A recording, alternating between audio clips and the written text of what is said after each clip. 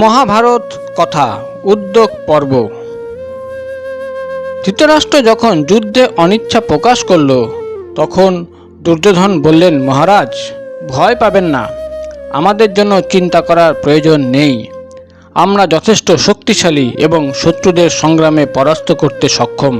যখন ইন্দ্রপ্রস্থ থেকে কিছু দূরে বনবাসী পাণ্ডবদের কাছে বিশাল সৈন্য নিয়ে শ্রীকৃষ্ণ এসেছিলেন এবং কেকয়রাজ, ধৃষ্টকেতু, ধৃষ্টদ্যুম্ন এবং পাণ্ডবদের মিত্র অন্যান্য মহারথী একত্রিত হয়েছিলেন, তারা সকলেই আপনার ও কৌরবদের অত্যন্ত নিন্দা করেছিলেন।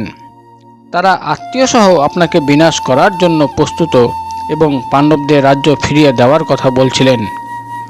এই কথা আমার কানে আসতেই আত্মীয় বিনাশের আশঙ্কায় আমি ভীষ্ম, দ্রোণ ও কৃপকে সে কথা জানাই। সেই সময় আমার মনে হচ্ছিল যে পাণ্ডবরাই এবার রাজ সিংহাসনে আসীন হবে। আমি তাদের জিজ্ঞাসা করেছিলাম যে শ্রীকৃষ্ণ তো আমাদের উৎখাত করে যুধিষ্ঠিরকে কৌরবদের একচ্ছত্র রাজা করতে চান। এই অবস্থায় আমাদের কি করা উচিত বলুন? তাদের কাছে মাথা নত করব, কি ভয়ে পালিয়ে যাব, নাকি প্রাণের মায়া ছেড়ে যুদ্ধে প্রবৃত্ত হব? যুধিষ্ঠিরের সঙ্গে যুদ্ধ করলে আমাদের অবশ্যই পরাজয় হবে, কেননা সব রাজাই তাদের পক্ষে। দেশের প্রজাগণও আমাদের প্রতি প্রসন্ন নয়, মিত্ররাও রুষ্ট হয়ে আছেন এবং সমস্ত রাজা ও আত্মীয় স্বজন আমাদের নানা কথা শোনাচ্ছেন। আমার কথা শুনে দ্রোণাচার্য, ভীষ্ম, কৃপাচার্য এবং অশ্বত্থামা বলেছিলেন, রাজন ভয় পেও না, আমরা যখন যুদ্ধে প্রস্তুত হব শত্রু আমাদের পরাজিত করতে পারবে না। আমরা প্রত্যেকে একাই সমস্ত রাজাদের হারাতে সক্ষম। ওদের আসতে দাও, আমরা তীক্ষ্ণ বাণের সাহায্যে ওদের সমস্ত গর্ব ভেঙে দেব। সেই সময় মহা তেজস্বী দ্রোণাচার্য এবং অন্যান্যরাও এরূপই ঠিক করেছিলেন। আগে সমগ্র পৃথিবী আমাদের শত্রুদেরই অধীন ছিল, কিন্তু এসব এখন আমাদের অধীন। এছাড়া এখানে যেসব রাজা একত্রিত হয়েছেন এরাও আমাদের সুখ দুঃখকে নিজেদের বলেই মনে করেন। প্রয়োজন হলে এরা আমাদের জন্য আগুনেও প্রবেশ করতে পারেন এবং সমুদ্রেও ঝাঁপ দিতে পারেন বলে জানবেন। আপনি শত্রুদের সম্পর্কে নানা কথা শুনে দুঃখিত হয়ে বিলাপ করছেন এবং উন্মাদ প্রায় হয়েছেন দেখে এইসব রাজা মজা পাচ্ছেন। এদের প্রত্যেকেই নিজেকে পাণ্ডবদের সমকক্ষ বলে মনে করেন। অতএব আপনি যে ভয়ে ভীত হচ্ছেন তা দূর করুন। দুর্যোধন আরও বললেন, মহারাজ যুধিষ্ঠিরও এবার আমার প্রভাবে এত ভীত হয়েছে যে নগরের পরিবর্তে 5টি গ্রাম মাত্র ভিক্ষা চাইছে। আপনি যে কুন্তিপুত্র ভীমকে অত্যন্ত বলবান বলে মনে করেন তাও আপনার ভ্রান্ত ধারণা। আপনি আমার প্রভাব সম্পূর্ণভাবে জানেন না। পৃথিবীতে গদাযুদ্ধে আমার সমকক্ষ কেউ নেই, আগেও ছিল না, ভবিষ্যতেও হবে না। রণভূমিতে যখন ভীমের উপর আমার গদাঘাত হবে তখন সে চূর্ণ বিচূর্ণ হয়ে মরে মাটিতে পড়বে। অতএব এই মহাযুদ্ধে আপনি ভীমকে ভয় পাবেন না, বিষণ্ণ হবেন না, ওকে আমি অবশ্যই বধ করব। তাছাড়া ভীষ্ম, দ্রোণ, কৃপ, অশ্বত্থামা, কর্ণ, ভূরিশ্রবা, পাক জ্যোতিষনগরের রাজা শল্য এবং জয়দ্রথ এই সকল বীররা প্রত্যেকেই পাণ্ডবদের বধ করতে সক্ষম। এরা যখন একত্রে ওদের আক্রমণ করবেন তখন এক মুহূর্তেই ওদের সকলকে যমের দ্বারে পৌঁছে দেবে। গঙ্গাদেবীর পুত্র ব্রহ্মর্ষি কল্প পিতামহ ভীষ্মের পরাক্রম দেবতারাও সহ্য করতে পারেন না। এতদ্ব্যতীত এই পৃথিবীতে তাকে বধ করারও কেউ নেই, কারণ তার পিতা শান্তনু প্রসন্ন হয়ে তাকে ইচ্ছা মৃত্যুর বর দিয়েছিলেন। দ্বিতীয় বীর ভরদ্বাজ পুত্র দ্রোণ, তার পুত্র অশ্বত্থামাও অস্ত্রে পারঙ্গম। আচার্য কৃপকেও কেউ বধ করতে পারবেন না। এইসব মহারথীগণ দেবতার ন্যায় বলশালী। অর্জুন এদের কারো দিকেই মাথা তুলে দাঁড়াতে সাহস পাবে না।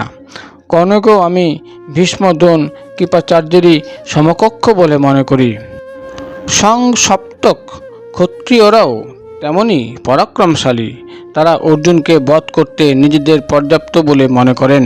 তাই অর্জুন বধের জন্য আমি তাদেরই নিযুক্ত করেছি। রাজন, আপনি মিথ্যায় পাণ্ডবদের ভয় পাচ্ছেন। আপনি বলুন, ভীম মারা পড়লে ওদের মধ্যে কে আছে যে আমাদের সঙ্গে যুদ্ধ করার? যদি কাউকে মনে হয় তাহলে বলুন, শত্রু সেনার মধ্যে পঞ্চ পাণ্ডব এবং ধৃষ্টদ্যুম্ন ও সাত্যকী এই 7 জন বীরই প্রধান বল। কিন্তু আমাদের পক্ষে ভীষ্ম, দ্রোণ, কৃপ, অশ্বত্থামা, কর্ণ, সোমদত্ত, বাহ্লিক, পাক জ্যোতিষপুরের রাজা, শল্য, অবন্তীরাজ, বিন্দ, অনুবিন্দ, জয়দ্রথ, দুঃশাসন, দুর্মুখ, দুঃসহ, শ্রুতায়ু, চিত্রসেন, পুরুমিত্র, বিবিংশতি, শল, ভূরিশ্রবা এবং বিকর্ণ, এইসব বড় বড় বীর এবং 11 অক্ষয়িনী সেনা একত্রিত হয়েছে। শত্রুপক্ষে আমাদের থেকে কম মাত্র 7 অক্ষয়িনী সেনা আছে। তাহলে আমরা কি করে পরাজিত হব? সুতরাং আপনি আমার সেনাদের সক্ষমতা এবং পাণ্ডব সেনাদের দুর্বলতা বুঝে আর ভয় পাবেন না। এই কথা বলে রাজা দুর্যোধন সময় মতো সব কিছু জানার জন্য সঞ্জয়কে আবার জিজ্ঞাসা করলেন, সঞ্জয়, তুমি তো পাণ্ডবদের খুব প্রশংসা করছো, বলো তো অর্জুনের রথে কেমন ঘোড়া আর কেমন ধ্বজা আছে? সঞ্জয় বললেন, রাজন, ওই রথের ধ্বজায় দেবতারা মায়ার সাহায্যে নানা প্রকার ছোট বড় দিব্য বহুমূল্য মূর্তি তৈরি করেছেন। পবননন্দন হনুমান তার উপর নিজ মূর্তি স্থাপন করেছেন এবং সেই ধ্বজা সব দিকে 1 যোজন অবধি প্রসারিত। বিধাতার এমনই মায়া যে ভিক্ষাদির জন্যও তার গতি কখনো রুগ্ধ হয় না। অর্জুনের রথে চিত্তরথ গন্ধর্ব প্রদত্ত বায়ুর ন্যায় বেগসম্পন্ন শ্বেতবর্ণের উত্তম ঘোড়া সংযুক্ত করা হয়েছে। তাদের গতি পৃথিবী, আকাশ, স্বর্গ কোনো স্থানেই বাধা পায় না এবং সেই ঘোড়াগুলির মধ্যে যদি কোনো একটি মৃত্যুপ্রাপ্ত হয় তাহলে বরের প্রভাবে সেই স্থানে নতুন ঘোড়া উৎপন্ন হয়ে সেই 100 সংখ্যা কখনো কমে না। সঞ্জয়ের কাছে পাণ্ডব পক্ষে বীরদের বিবরণ শুনে ধৃতরাষ্ট্রের যুদ্ধ করতে অসম্মতি জ্ঞাপন, দুর্যোধনের ক্ষোভ প্রকাশ এবং সঞ্জয়ের রাজা ধৃতরাষ্ট্রকে শ্রীকৃষ্ণের সংবাদ জানানো। ধৃতরাষ্ট্র জিজ্ঞাসা করলেন, সঞ্জয়, যুধিষ্ঠিরের প্রসন্নতার জন্য যারা পাণ্ডব পক্ষে আমার পুত্রের সৈন্যদের বিরুদ্ধে যুদ্ধ করবে সেই সৈন্যদলের শক্তি সম্বন্ধে বর্ণনা দাও। সঞ্জয় বললেন, আমি অন্ধক ও বৃষ্ণি বংশীয় যাদবদের প্রধান শ্রীকৃষ্ণ এবং চেকিতান ও সাত্যকীকে ওখানে দেখেছি। এই 2 প্রসিদ্ধ মহারথী প্রত্যেকে 1 অক্ষয়িনী সৈন্য নিয়ে এবং পাঞ্চাল নরেশ দ্রুপদ তার 10 পুত্র সত্যজিৎ এবং ধৃষ্টদ্যুম্ন সহ 1 অক্ষয়িনী সৈন্য নিয়ে এসেছেন। মহারাজ বিরাটও শঙ্খ এবং উত্তর নামক তার পুত্র এবং সূর্যদত্ত ও মদিরাক্ষ প্রমুখ বীরদের সঙ্গে 1 অক্ষয়িনী সৈন্য নিয়ে এসেছেন। এছাড়া কেকই দেশের 5 সহোদর রাজাও 1 অক্ষয়িনী সেনা নিয়ে পাণ্ডবদের পক্ষে সমবেত হয়েছেন। আমি ওখানে শুধু এদেরই দেখে এসেছি যারা পাণ্ডবদের পক্ষে যুদ্ধ করবেন। রাজন, সংগ্রামের জন্য শিখণ্ডীকে ভীষ্মের জন্য রাখা হয়েছে। তার পৃষ্ঠপোষক রূপে মৎস্য দেশীয় বীরদের সঙ্গে রাজা বিরাট থাকবেন। মদ্ররাজ শল্য রাজা যুধিষ্ঠিরকে সুরক্ষিত রাখবে। দুর্যোধনের 100 ভ্রাতা ও পুত্রগণের প্রতি এবং পূর্ব ও দক্ষিণ দিকের ভাগে নজরে রাখবেন রাজা ভীমসেন। কর্ণ, অশ্বত্থামা, বিকর্ণ এবং সিন্ধুরাজ জয়দ্রথের ভার অর্জুনের উপর সমর্পণ করা হয়েছে। এছাড়াও যে রাজাদের সঙ্গে অন্য কারো যুদ্ধ করা সম্ভব নয় তাদেরও অর্জুন নিজে আক্রমণের পরিকল্পনা রেখেছেন।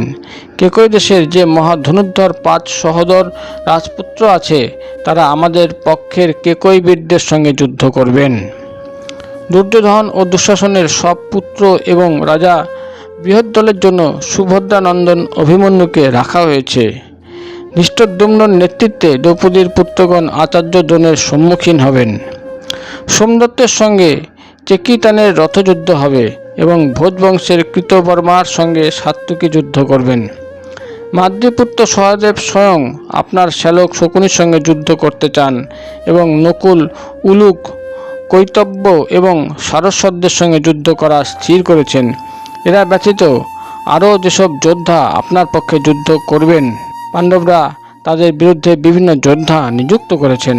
রাজন, আমি নিশ্চিন্তে অপেক্ষা করছিলাম যখন ধৃষ্টদ্যুম্ন আমাকে বলছিলেন, তুমি শীঘ্র এখান থেকে যাও এবং গিয়ে দুর্যোধনের পক্ষের বীরদের বাহ্লিক, কুরু এবং প্রতীপের বংশধরদের কৃপাচার্য, কর্ণ, দ্রোণ, অশ্বত্থামা, জয়দ্রথ, দুঃশাসন, বিকর্ণ, রাজা দুর্যোধন ও পিতামহ ভীষ্মকে সত্বর জানাও যে মহারাজ যুধিষ্ঠিরের সঙ্গে ভালো ব্যবহার করতে হবে, না হলে দেবতা দ্বারা সুরক্ষিত অর্জুন তোমাদের বধ করবে। তোমরা শীঘ্রই ধর্মরাজকে তার রাজ্য সমর্পণ করো। তিনি পৃথিবীতে সুপ্রসিদ্ধ বীর, তার কাছে ক্ষমা প্রার্থনা করো।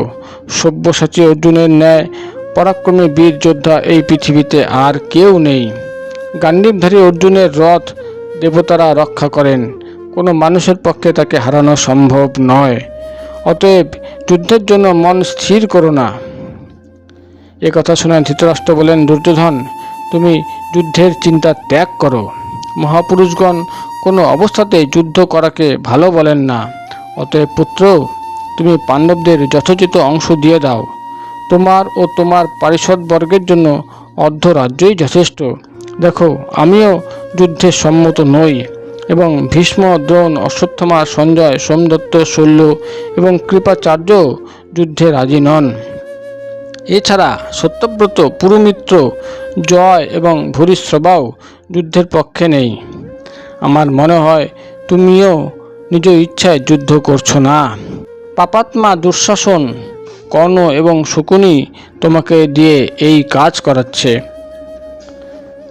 তখন দুর্যোধন বললেন, পিতা, আমি আপনার দ্রোণের, ভীষ্মের, অশ্বত্থামা, সঞ্জয়, কম্বজ, নরেশ, কৃপ, সত্যব্রত, পুরুমিত্র, ভূরিশ্রবা বা অন্য সব যোদ্ধার সাহায্যে পাণ্ডবদের সঙ্গে যুদ্ধে প্রস্তুত হইনি।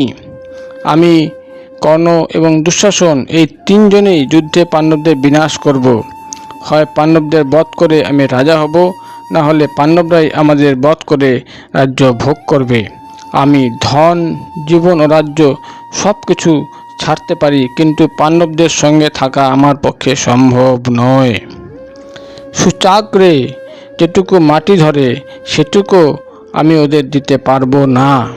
ধৃতরাষ্ট্র বললেন, বন্ধুগণ, তোমাদের কৌরবদের জন্য আমার খুব দুঃখ হচ্ছে।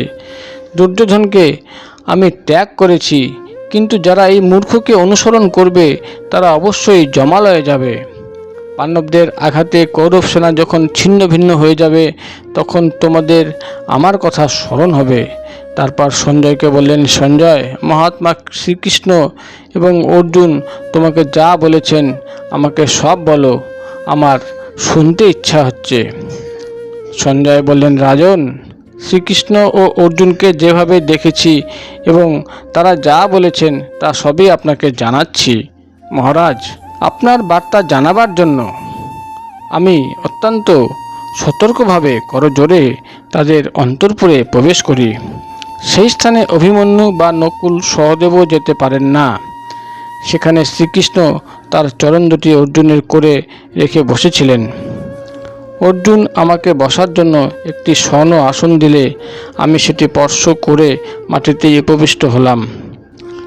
দুই মহাপুরুষকে একত্রে দেখে আমি ভীত হয়ে ভাবতে লাগলাম যে অল্প বুদ্ধি দুর্যোধন কর্ণের কথায় এই বিষ্ণু এবং ইন্দ্রের ন্যায় বীরদের স্বরূপ চিনতে পারেননি। তখনই আমি দৃঢ় নিশ্চিত হলাম যে এরা দুজন যার আদেশে থাকেন সেই ধর্মরাজ যুধিষ্ঠিরের মনের ইচ্ছা অবশ্যই পূর্ণ হবে। আমাকে তারা আহার আদি দ্বারা তৃপ্ত করেন। তারপর ভালোভাবে বসে আমি ওদের আপনার বার্তা জানালাম। তখন অর্জুন শ্রীকৃষ্ণকে প্রণাম করে উত্তর দেন এবং মৃদু কঠিন বাক্যে বলতে লাগলেন, সঞ্জয়, বুদ্ধিমান ধৃতরাষ্ট্র, কুরুবৃদ্ধ ভীষ্ম এবং আচার্য দ্রোণকে তুমি আমাদের হয়ে এই সংবাদ জানাবে।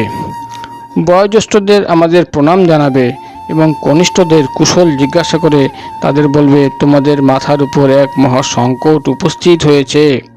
সুতরাং তোমরা নানা যজ্ঞ অনুষ্ঠান করো, ব্রাহ্মণদের দান করো এবং স্ত্রী পুত্রাদির সঙ্গে কিছুদিন আনন্দ ভোগ করে নাও। দেখো, দ্রৌপদীর বস্ত্র আকর্ষণের সময় তিনি যে হে গোবিন্দ বলে আমাকে ডেকেছিলেন, সে ঋণ আমার উপর বৃদ্ধি পেয়েছে। সে ঋণ এক মুহূর্ত আমি ভুলতে পারছি না। আরে, যার সঙ্গে আমি থাকি সে অর্জুনের সঙ্গে যুদ্ধ করতে কে চাইবে? আমার তো দেবতা, অসুর, মানুষ, যক্ষ, গন্ধর্ব এবং নাগেদের মধ্যে এমন কেউ নজরে আসেনি যে রণভূমিতে অর্জুনের সম্মুখীন হওয়ার সাহস রাখে।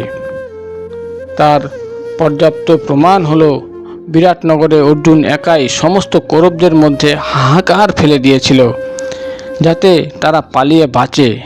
বলবীর্য, তেজ, কাজের তৎপরতা, অবিষাদ ও ধৈর্য, এই সমস্ত গুণ অর্জুন ব্যতীত আর কারো মধ্যে দেখা যায় না। অর্জুনকে উৎসাহ প্রদান করে শ্রীকৃষ্ণ মেঘের ন্যায় গুরু গম্ভীর স্বরে এই কথাগুলি বললেন। এর পরের পর্বে কর্ণের বক্তব্য, ভীষ্মের কর্ণকে অবমাননা, কর্ণের প্রতিজ্ঞা, বিদুরের বক্তব্য এবং ধৃতরাষ্ট্রের দুর্যোধনকে বোঝানো আপনাদের গল্পের আকারে পড়ে শোনানো হবে। রাধে রাধে।